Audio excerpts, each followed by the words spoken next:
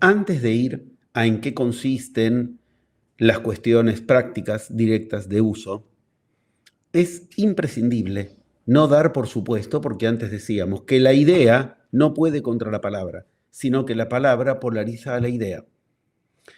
Entonces, tener la idea de que sí, valga la redundancia, yo tengo clara la idea del poder de la palabra, sería un error, una ingenuidad que nos puede costar carísimo. Es como que alguien diga, yo tengo claro el poder que tiene comer bien o comer mal y creer que por eso va a comer bien o comer mal. Es muy estratégicamente fundamental comprender que los paradigmas imperantes, religión, economía, política y ciencia, todos dependen de la palabra. Pensemos, ¿qué hace un papa? Habla el domingo en el balcón. ¿Qué hacen las religiones? Dan misa, dan liturgia. Todas las religiones dependen de la palabra. ¿Qué hace un político? Habla y habla y habla, trata de ir a un parlamento para lograr lo que quiere. ¿Qué hace la ciencia? Convenciones, congresos, a partir de los cuales deciden determinadas cuestiones. ¿Qué hace la economía? Tiene que decidir un discurso con el cual el rumbo económico uno pueda medir con palabras, de acuerdo a baremos, a indicadores, si funciona bien o mal. ¿Qué trato de mostrar? Si la realidad se maneja en lo social con estos cuatro paradigmas, los cuatro tienen como eje la palabra. Sin embargo, no nos enseñan a usar la palabra.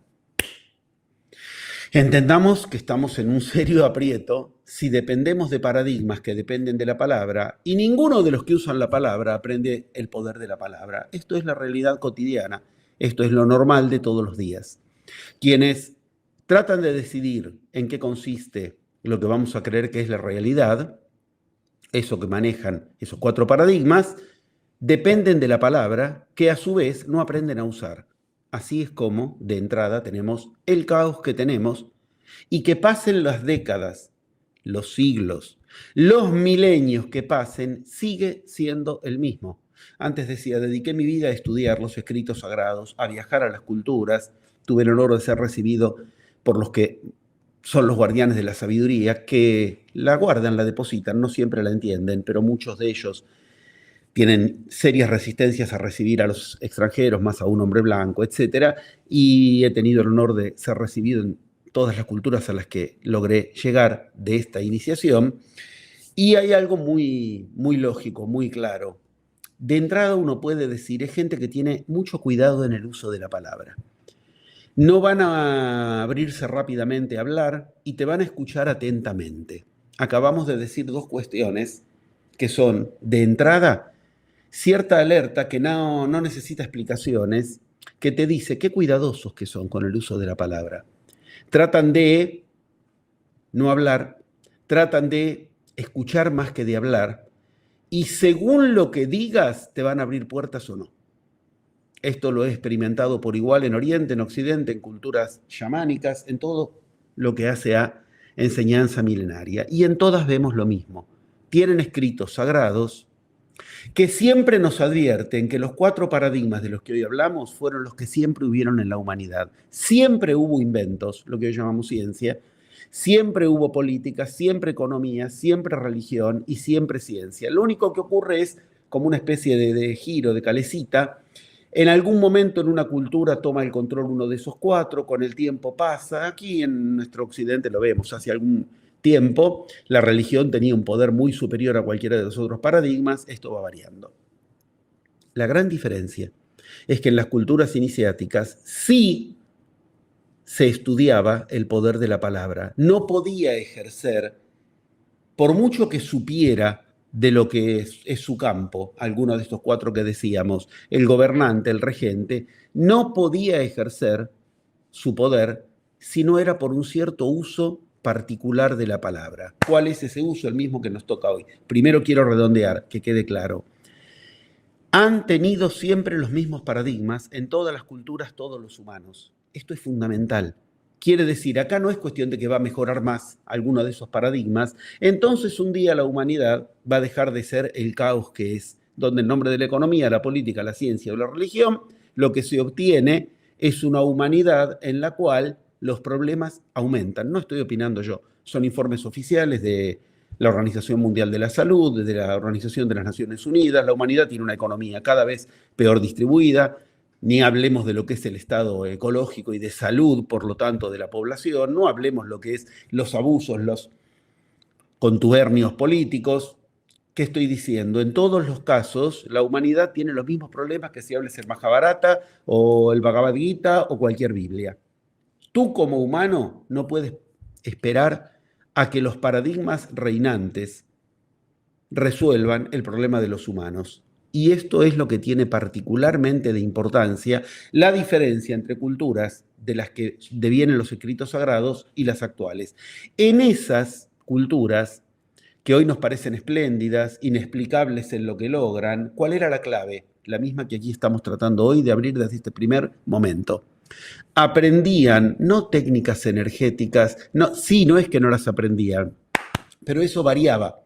En las diferentes culturas se aprendían cosas diferentes, que en cada cultura estaban acentuadas en algunos de los 11 pasos que antes mencionábamos. Pero todas por igual, la llave era el uso de la palabra de quien quería ser gobernante. Tú quieres ser gobernante de tu propia vida. Tú quieres ser gobernante de tu propia realidad. Tú quieres ser gobernante de tu relación a tu cuerpo, de tu relación a tu espiritualidad. Cuando yo veo en la amable presentación de Mindalia, salud, espiritualidad, bueno, uno no quiere un caos de eso. Uno quiere ser gobernante de eso. Los gobernantes tenían que tener una relación particular a la palabra. Y acá sí entramos en tema. De todas estas culturas que acabo de nombrar, hay exponentes y yo puedo hablar de ellos. De hecho, hace 41 años fundé mi escuela, enseño en todo el mundo, tengo el honor de ser recibido en Europa, en Américas, en todas las Américas. ¿Y qué ocurre? Voy tratando de hablar en cada lugar de los iniciados que más los representan, es decir, Buda, Krishna, Cristo, Muhammad y otros de tal vez un poco menos de alcance, pero rutilantes para la humanidad. En cada una de esas culturas, cada uno de ellos nos enseñó de entrada algo que en Occidente repica muy fácilmente, si digo esta frase: una palabra basta para salvarnos. Una palabra, no un ejercicio de respiración, no un ejercicio de meditación, no dónde meto la pirámide, no dónde meto el incienso. Se necesita de entrada una palabra. Dijimos antes, la palabra es herramienta y la palabra es arma.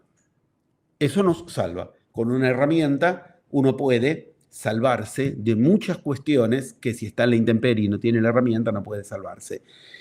Y puede construir y puede defenderse y protegerse con una herramienta y con un arma.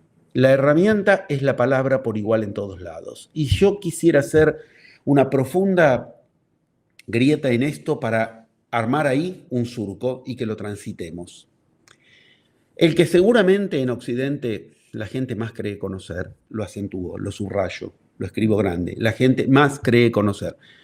Yo he enseñado la historia oculta de Cristo, la enseñanza oculta de Cristo, la historia oculta de Cristo, pre-cruz y post-cruz, desde siempre. Y la gente no tiene idea de quién habla cuando habla de Cristo en el 90% de los casos, empezando por los religiosos, con todo respeto. Convengamos que si tomáramos como modelo de las cuestiones que tal vez menos se conocen, que Cristo enseñó, y de manera muy velada respecto de la palabra, muy velada porque solo algunos discípulos, tal vez estamos empezando por la vía más profunda de todos. El poder de la palabra relacionado directamente con lo que hoy llamamos magia es la clave que Cristo dejó después de la cruz.